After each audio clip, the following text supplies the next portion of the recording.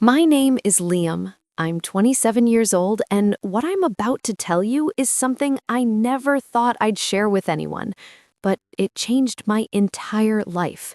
So here it is.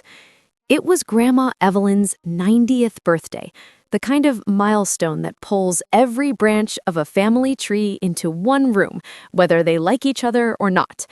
My mom had rented out a private dining hall, chandeliers, white tablecloths, the whole performance. About 40 people showed up. Aunts, uncles, cousins I hadn't seen since middle school. Everyone dressed up, everyone smiling for photos. On the surface, it looked like a beautiful family reunion.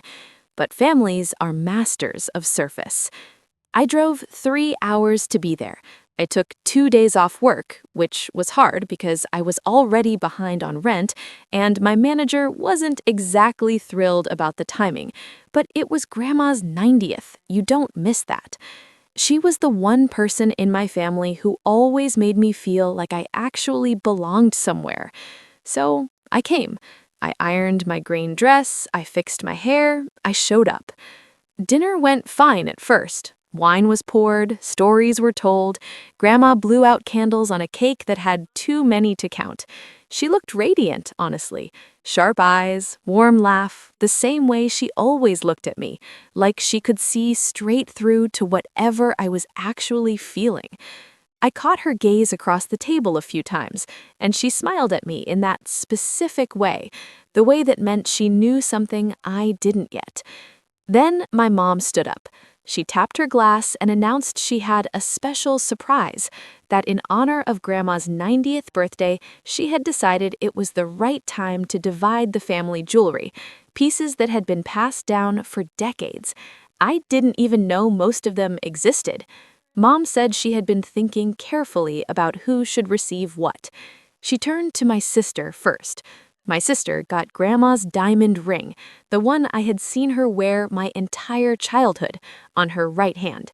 My sister gasped, pressed her hand to her chest, tears in her eyes. Everyone clapped. Then my brother, Ethan, received the gold pocket watch that had belonged to our great-grandfather. He held it like it was sacred, and honestly, it was.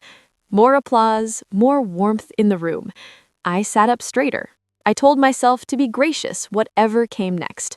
My mom turned to me. She smiled, and it was not a warm smile. It was the kind of smile that arrives right before something meant to wound you, wrapped in plausible deniability. She reached under the table and placed a small velvet box in front of me. The room had gone just slightly quieter, the way rooms do when people sense something is coming. I opened it. It was empty. She kept smiling. She said, and I will never forget this as long as I live, "And for you, Liam, the empty box it all came in." Then she laughed softly like it was a joke, and a few people laughed nervously with her. My brother looked at his watch, my sister looked at her ring, I looked at the empty box, and I did not cry. I don't know how, but I did not cry. What I felt was something colder than sadness.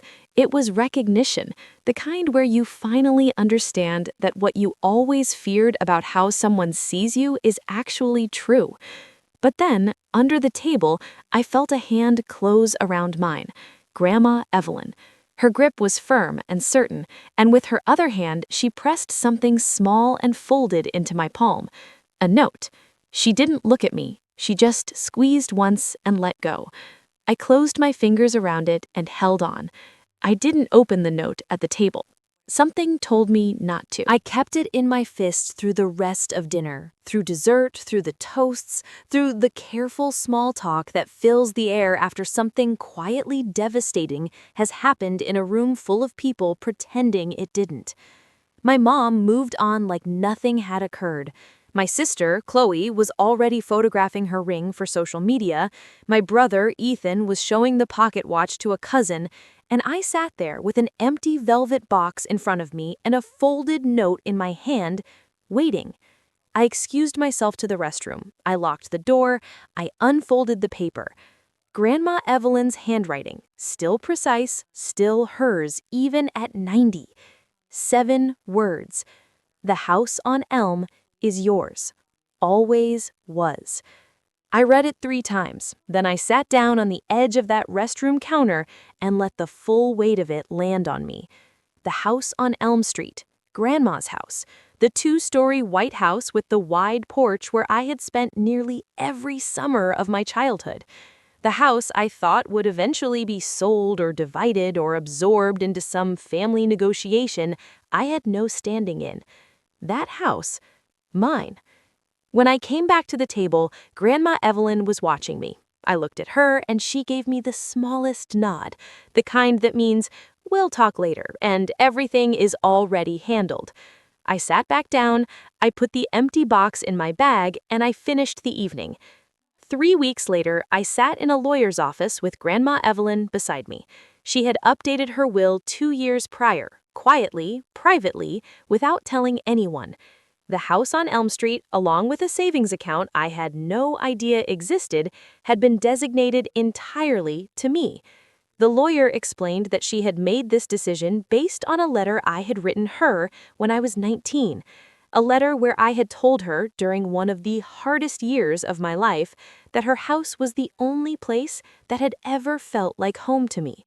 She had kept that letter. She had made a legal decision based on it. She never told me. She just waited until the right moment and then placed a folded note in my hand under a white tablecloth. My mom found out within the week. The phone call was loud and long. I let her finish before I said anything. What I said was calm. I told her the empty box had actually turned out to be pretty full. Then I hung up. I'm not going to pretend I'm not still processing parts of this. I am. There's a kind of grief that comes with fully understanding that a parent can look at their own child and choose to make them feel small, not once by accident, but as a pattern across decades. That kind of recognition doesn't arrive and then leave. It settles into you, and you have to learn to carry it without letting it define what you believe about yourself. What Grandma Evelyn did was more than give me a house. She gave me proof. Proof that someone who truly knew me, who had watched me my whole life, had seen something in me worth protecting, worth planning for, worth believing in. 7 words, written in careful handwriting, pressed quietly into my hand. I moved into the house on Elm Street 4 months ago. I repainted the porch, I put plants in the windows. Some evenings I sit outside and think about that birthday dinner, the empty box, the smile, the room full of people who looked away. And then I think about the grip of an old woman's hand under a white tablecloth, steady and sure. She knew exactly what she was doing. She always did. If this story moved you or made you feel seen in any way, consider subscribing. There are more real stories coming, and every single one is worth staying for. Hit that subscribe button and come back for the next one.